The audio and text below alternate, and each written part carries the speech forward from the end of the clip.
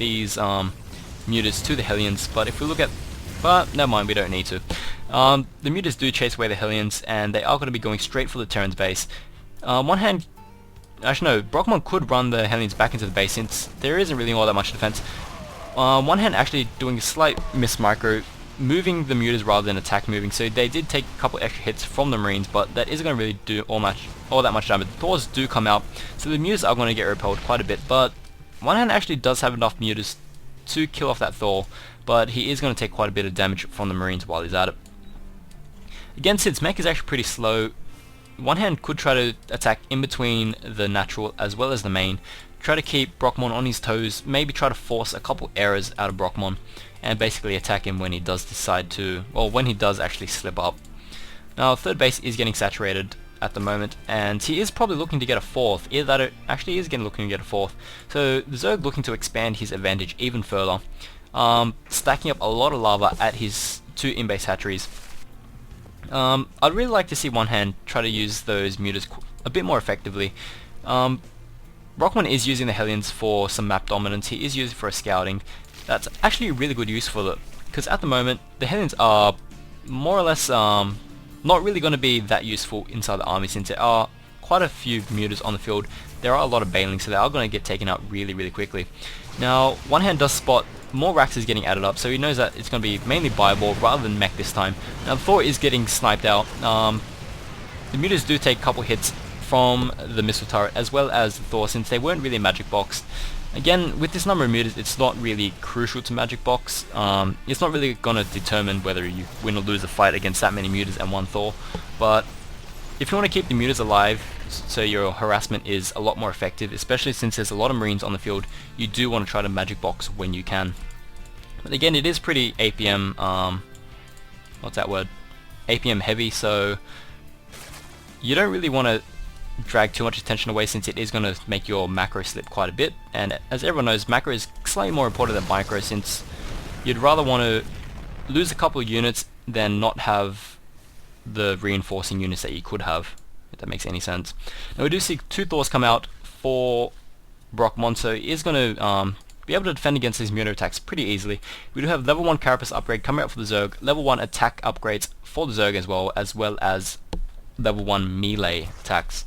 So Zerg is going pretty heavily on the upgrades at the moment. That is going to help complement this large number of Banelings, this large number of Zerglings, and this handful of mutas.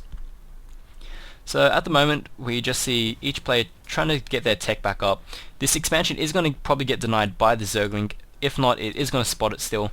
So Brockemon looking to get his third up. OneHand's fourth does finish, and he does finally spot that Zergling, and he is sending his SCVs over as well as a couple units to help take out that Zergling.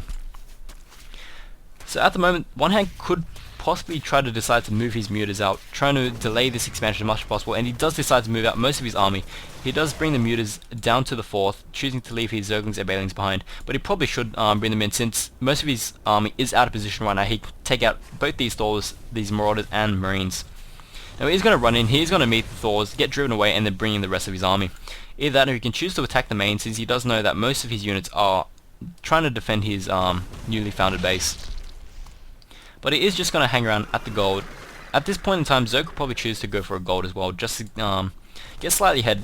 Even if it does get taken out, it will still pay off itself. Now, Zerg is moving in. This Thor is going to fall down pretty quickly, and basically OneHand is going to have free reign over the Terran's base. He does have a lot of Banelings that's going to help basically clear off any bio units. That is going to help deal with the Thors pretty quickly. He really should use these Banelings on the Thors, or else most of these Zerglings will fall right now. The mutas do come in and clear that up, and basically his natural is going to fall. These Thors do come in from behind, but they do get taken out by the massive Zerglings. Baneling's still alive, so they can still actually take out this group of Marines that are still left. Muta's basically running for their lives. The Zerglings are going to get us around him, and this Thor is actually still alive. He really should use the Banelings to clear that up so he can get inside Brockemon's main. Now, OneHand is going to slowly work away at Brockemon's wall, and this basically looks like the end for the Terran, and Brockemon does GG out of game 4. So the score is finally evened up at 2-all once again. So we will be seeing an ace match out of these two players. At the moment, it's been a pretty sickly series. Each player alternating, taking each match, and each game has actually been relatively close, maybe except for the exception of game 3. but again, that was probably just slight bad luck on the Zerg's parts. Actually, if you kind of include a game 2 as well, but both players do make mistakes here and there, which may or may not cost them the game, but that's what happens when you play StarCraft. Things can change at the drop of a hat. So we will be seeing Game 5. I am getting pretty hoarse, but the show must go on, especially when it's been this awesome thus far. So this has been Crucius for UCID, New South Wales StarSoc, as well as Into StarCraft, and I'll be right back with Game 5.